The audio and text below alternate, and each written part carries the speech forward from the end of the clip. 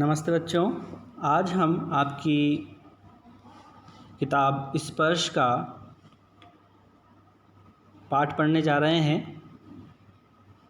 बछेंद्री पाल का एवरेस्ट मेरी शिखर यात्रा, ये इनका यात्रा वर्णन है जिसमें इन्होंने एवरेस्ट पर जो चढ़ाई की थी उसके बारे में इन्होंने अपना वर्णन किया है, अपनी यात्रा का वर्णन किया है।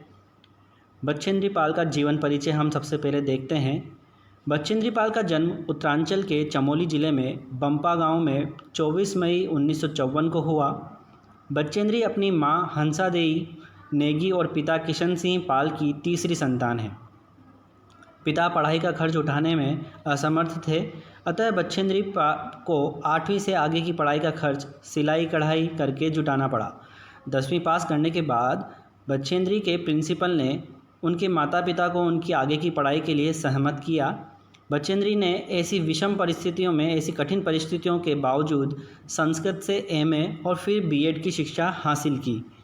लक्ष्य के प्रति इसी समर्पण भाव ने इन्हें एवरेस्ट पर विजय पाने वाली पहली भारतीय पर्वतारोही होने का गौरव दिलाया। एवरेस्ट मेरी शिखर यात्रा। एवरेस्ट अभियान दल 7 मार्च को दिल्ली से काठमांडू के लिए हवाई जहाज़ से चल दिया। एक मजबूत अग्रिम दल बहुत पहले ही चला गया था, जिससे कि वह हमारे देश के पहुंचने से पहले दुर्गम हिमपात के रास्ते को साफ कर सके।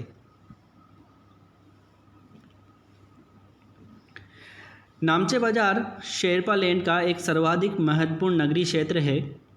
अधिकांश शेरपा इसी स्थान तथा यहीं के आसपास के गांव के होते हैं। यह नमचे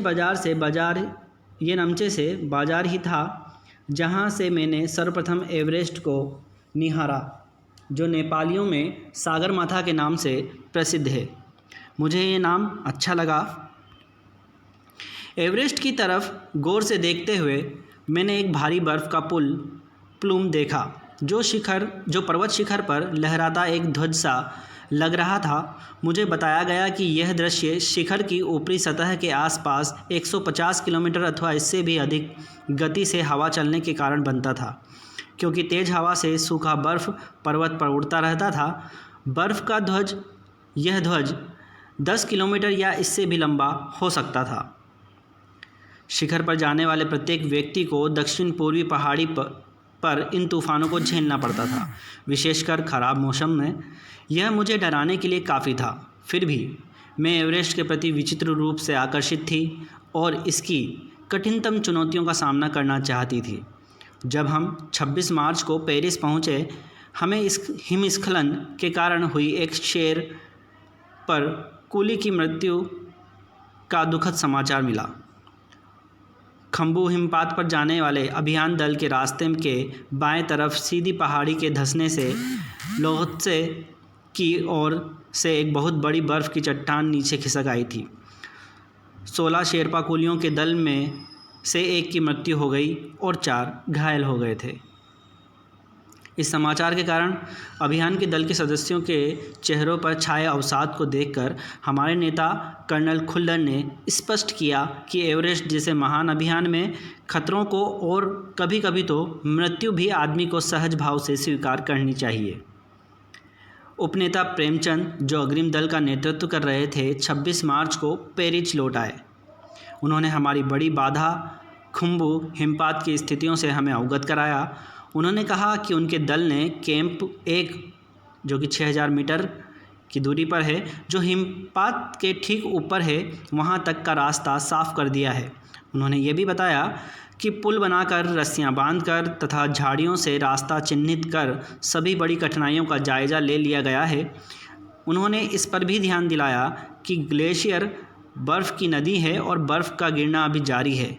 हिमपात में अनियमित और अनिश्चित बदलाव के कारण अभी तक के किए गए सभी कार्य व्यर्थ हो सकते हैं और हमें रास्ता खोलने का काम दोबारा करना पड़ सकता है। बेस कैंप में पहुंचने से पहले हमें एक और मृत्यु की खबर मिली। जलवायु अनुकूल ना होने के कारण एक रसोई साहब की मृत्यु हो गई थी। निश्चित रूप से हम आशाजनक स्थिति में नहीं चल रहे थे। एवरेस्ट शिखर को मैंने पहले 2 बार देखा था, लेकिन एक दूरी से।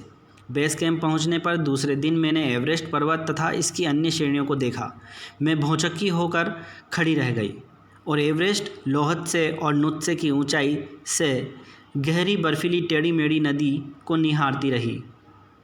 हिमपात अपने आप में एक तरह से बर्फ़ के खंडों का अव्यवस्थित ढंग से गिरना ही था।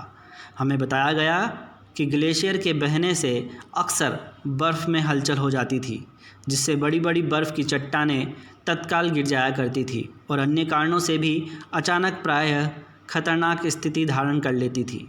सीधे धरातल पर दरार पड़ने का विचार और इस दरार का गहरे चौड़े हिमविदर में बदल जाने का मात्र ख्याल भी बहुत डरावना था।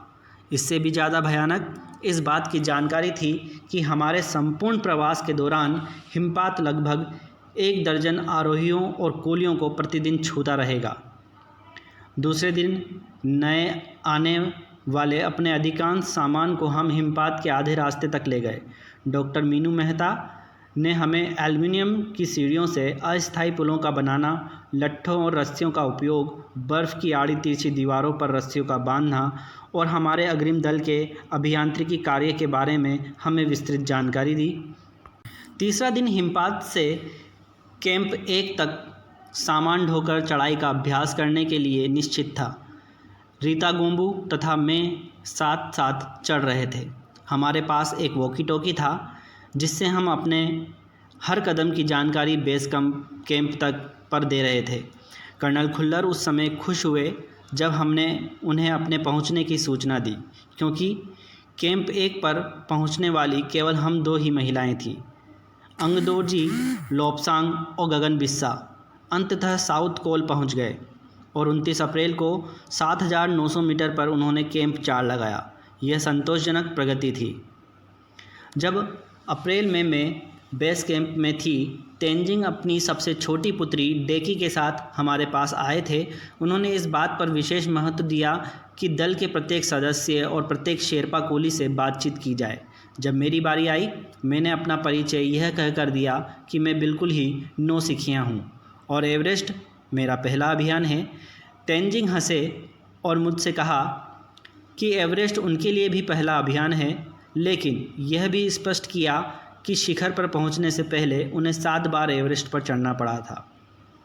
फिर अपना हाथ मेरे कंधे पर रखते हुए कहा, तुम एक पक्की पर्वतीय लड़की लगती हो। तुम्हें तो शिक्षक पर पहले ही प्रयास में पहुंच जाना चाहिए। 15 से 16 मई 1984 को बुद्ध पूर्णिमा के दिन मैं लोहत्से की बर्फीली सीधी ढलान पर लगाए गए सुंदर रंगीन नायलॉन के बने तंबू के कैंप 3 में थी। कैंप में 10 और व्यक्ति थे। लोब्सांग तशारिंग मेरे तंबू में थे। एंडी शेरपा तथा 8 और अन्य शरीर से मजबूत और ऊंचाइयों में रहने वाले शेरपा दूसरे तंबुओं में थे। मैं गहरी नींद में सोई हुई थी।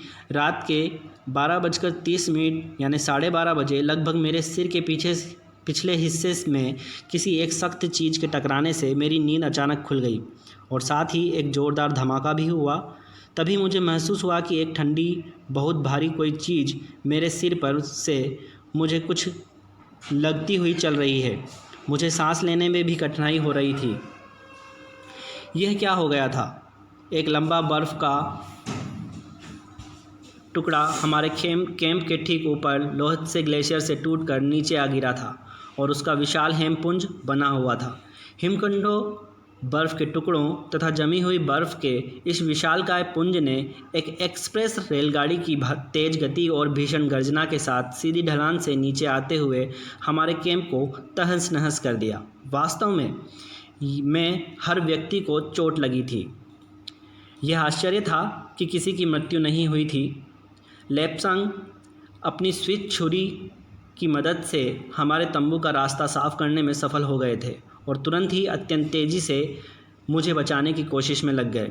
थोड़ी सी भी देर का सीधा अर्थ था मृत्यु। बड़े बड़े हिमखंडों को मुश्किल से हटाते हुए उन्होंने मेरे चारों तरफ के कड़े जमे बर्फ़ की खुदाई की और मुझे उस बर्फ़ की कब्र से निकाल बाहर खींच लाने में सफल हो गए। सुबह तक सारे सुरक्षा दल आ गए थे और 16 मई को प्रातः 8 बजे तक हम प्रायः सभी कैंप 2 पर पहुंच गए थे। जिस शेरपा की टांग की हड्डी टूट गई थी उसे एक खुद के बनाए स्ट्रेचर पर लिटाकर नीचे लाए। हमारे नेता खुल्लर के शब्दों में यह इतनी ऊंचाई पर सुरक्षा का कार्य ज़बरदस्त साहसिक कार्य था। सभी 9 पुरुष सदस्यों को चोट अथवा टूटी हड्डियों आदि के कारण बेस कैंप में भेजना पड़ा। तभी कर्नल खुल्लर मेरी तरफ मुड़कर कहने लगे, क्या तुम भयभीत थी? जी हाँ। क्या तुम वापस जाना चाहोगी? नहीं, मैं बिना किसी हिचकिचाहट के उत्तर दिया। जैसे ही मैं साउथ कोल पहुंची, मैंने अगले दिन की अपनी महत्वपूर्ण चढ़ाई की तैयारी शुरू कर दी। मैंने खाना, कुकिंग गैस तथा कुछ ऑक्सीजन सिलेंडर इकट्ठे किए। जब दोपहर 1:30 बजे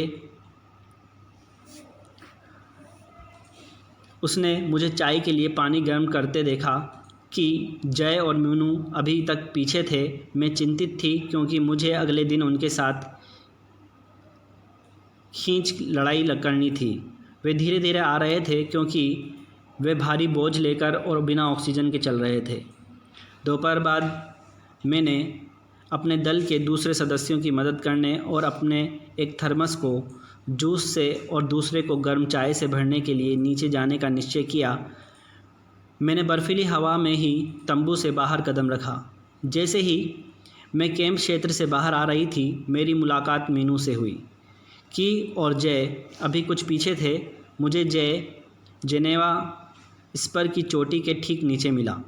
उसने कृतज्ञतापूर्वक चाय वगैरह पी, लेकिन मुझे और आगे जाने से रोकने की कोशिश की। मगर मुझे की से भी मिलना था। थोड़ा सा और आगे नीचे उतरने पर मैंने की को देखा। वह मुझे देखकर हक्का बक्का रह गया। तुमने इतनी बड़ी जोखिम क्यों ली बचेंद्री? मैंने उसे दृढ़तापूर्वक कहा। मैं भी औरों की तरह पर्वतारोही हूँ, इसलिए इस दल में आई हूँ। शारीरिक रूप से मैं ठीक हूँ, इसलिए मुझे अपने दल के सदस्यों की मदद क्यों नहीं करनी चाहिए? की हंसा और उसने पेय पदार्थ से प्यास बुझाई, लेकिन उसने मुझे अपना किट ले जाने नहीं दिया। थोड़ी देर बाद साउथ कोल से लहाटू और बिस्सा हमें मिलने नीचे उतर आए और हम सब साउथ कोल पर जैसी भी सुरक्षा और आराम की जगह उपलब्ध थी उस पर लौट आए। साउथ कोल पृथ्वी पर बहुत कठिन, अधिक कठोर जगह के नाम से प्रसिद्ध है। अगले दिन मैं सुबह 4 बजे उठ गई, बर्फ़ पिघलाया, चाय बनाई, कुछ बिस्किट और आधी चॉकलेट का हल्का नाश्ता करने के बाद मैं लगभग 5:30 बजे अपने तंबू से निकल पड़ी। अंगदौर जी बाहर खड़ा था और कोई आसपास नहीं था। अंगदौर जी बिना ऑक्सीजन के ही चढ़ाई करने वाला था, लेकिन इसके कारण उसके पैर ठंडे पड़ जाते थे, इसलिए वह ऊंचाई पर लंबे समय तक खुले में और रात्रि में शिखर के ऊपर नहीं जाना चाहता था। इसलिए उसे या तो उसी दिन चोटी तक चढ़कर साउथ कोल पर वापस आ जाना था अथवा अपने प्रयास को छोड़ देना था। वह तुरंत ही चढ़ाई शुरू करना चाहता था और उसने मुझसे पूछा क्या मैं उसके साथ जाना चाहूँगी। एक ही दिन में साउथ कोल से चोटी तक जाना और वापस आना बहुत कठिन और श्रमसाध्य होगा। इसके अलावा यदि अंगदौर जी के पेट ठंडे पड़ गए तो उसके लौटकर आने का भी जोखिम था। मुझे फिर भी अंगदौर जी पर विश्वास था और साथ साथ मैं आरोहण की क्षमता और कर्मठता के बारे में भी आश्वस्त थी। अन्य कोई भी व्यक्ति इस समय साथ चलने के लिए तैयार नहीं था।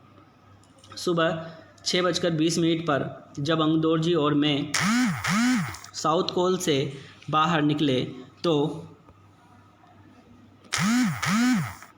दिल ऊपर चढ़ाया था। हल्की हल्की हवा चल रही थी, लेकिन ठंड भी बहुत अधिक थी। मैं अपने आरोही उपस्कर में काफ़ी सुरक्षित और गर्म थी। हमने बगैर रस्सी के ही चढ़ाई की। अंगदौर जी एक निश्चित गति से ऊपर चढ़ते हुए गए और मुझे भी उनके साथ चलने में कोई कठिनाई नहीं हुई।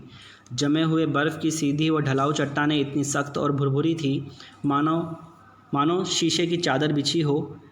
हमें बर्फ़ काटने के फावड़े का इस्तेमाल करना ही पड़ा और मुझे इतनी शक्ति से फावड़ा चलाना पड़ा जिससे कि उस जमे हुए बर्फ़ की धरती को फावड़ों के दांतों से काट सके। मैंने खतरनाक स्थलों पर हर कदम अच्छी तरह सोच समझकर उठाया। 2 घंटे से कम समय में ही हम शिखर पर पहुंच गए। अंगदोरजी ने पीछे मुड़कर देखा और मुझसे कहा कि क्या मैं थक गई हूँ? मैंने जवाब दिया, नहीं, जिसे सुनकर भी बहुत अधिक आश्चर्यचकित और आनंदित हुए। उन्होंने कहा कि पहले वाले दल ने शिखर पर पहुँचने में 4 घंटे लगाए थे। यदि हम इस गति से चलते रहे तो हम शिखर पर दोपहर 1 बजे तक पहुँच जाएंगे। लाहाटू और हमारे पीछे पीछे आ रहा था और जब हम दक्षिणी शिखर के नीचे आराम कर रहे थे वह हमारे पास पहुंच गया। थोड़ी थोड़ी चाय पीने के बाद हमने फिर चढ़ाई शुरू की। लाहाटू एक नायलॉन की रस्सी लाया था, इसलिए अंगदोरजी और मैं रस्सी के सहारे चढ़े, जबकि लाहाटू एक हाथ में रस्सी पकड़े हुए बीच में चला। उसने रस्सी अपनी सुरक्षा की वजह से हमारे संतुलन के लिए पकड़ी हुई थी। लाहाटू ने ध्यान दिया कि मैं इन ऊंचाइयों के लिए सामान्यतः आवश्यक 4 लीटर ऑक्सीजन की अपेक्षा लगभग 2.5 लीटर ऑक्सीजन प्रति मिनट की दर से लेकर चल रही थी। मेरे रेगुलेटर पर जैसे ही उसने ऑक्सीजन की आपूर्ति बढ़ाई, मुझे महसूस हुआ कि सपाट और कठिन चढ़ाई भी अब आसान लग रही थी। दक्षिणी शिखर के ऊपर हवा की गति बढ़ गई थी। उस ऊंचाई पर तेज़ हवा के झोंके भुरभुरे बर्फ़ के कणों को चारों तरफ उड़ा रहे थे, जिससे दृश्यता शून्य तक आ गई थी। अनेक बार देखा कि केवल थोड़ी दूर के बाद कोई ऊंची चढ़ाई नहीं है, ढलान एकदम सीधा नीचे चला गया है। एवरेस्ट शंकु की चोटी पर इतनी जगह नहीं थी कि 2 व्यक्ति साथ साथ खड़े हो सके। चारों तरफ हज़ारों मीटर लंबी सीधी ढलान को देखते हुए हमारे सामने प्रश्न सुरक्षा का था। हमने पहले बर्फ़ के फावड़े से बर्फ़ की खुदाई कर अपने आप को सुरक्षित रूप में स्थिर किया। इसके बाद मैं अपने घुटनों के बल बैठी। बर्फ़ पर अपने माथे को लगाकर मैंने सागर माथे के ताज का चुम्बन लिया।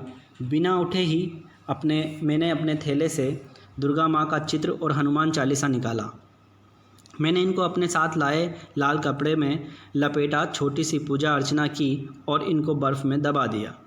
आनंद के इस क्षण में मुझे अपने माता पिता का ध्यान आया।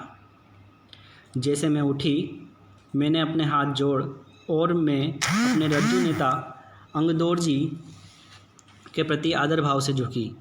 अंगदोरजी जिन्होंने मुझे प्रोत्साहित किया और मुझे लक्ष्य तक पहुंचाया, मैंने उन्हें बिना ऑक्सीजन के एवरेस्ट की दूसरी चढ़ाई चढ़ने पर बधाई भी दी।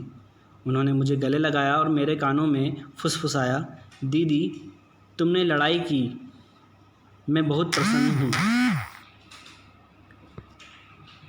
कुछ देर बाद सोनम प्लुंजर पहुँचे और उन्होंने फ़ोटो लेने शुरू किए। इस समय तक लाहाटू ने हमारे नेता को एवरेस्ट पर हम चारों के होने की सूचना दे दी थी।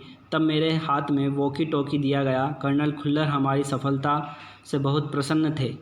मुझे बधाई देते हुए उन्होंने कहा, मैं तुम्हारी इस अनूठी उपलब्धि के लिए तुम्हारे माता पिता को बधाई देना चाहूँगा। वे बोले कि देश को तुम पर गर्व है और अब तुम ऐसे में वापस जाओगी जो तुम्हारे पीछे छोड़े हुए संसार से एकदम भिन्न होगा। तो इस तरह से बछेंद्री पाल अपनी एवरेस्ट शिखर यात्रा में सफल हुई और कुछ सालों बाद उन्हें भारत के सर्वश्रेष्ठ पुरस्कारों में से एक पुरस्कार से नवाजा गया। तो इस तरह से आपका ये जो पाठ है संपन्न होता है। धन्यवाद।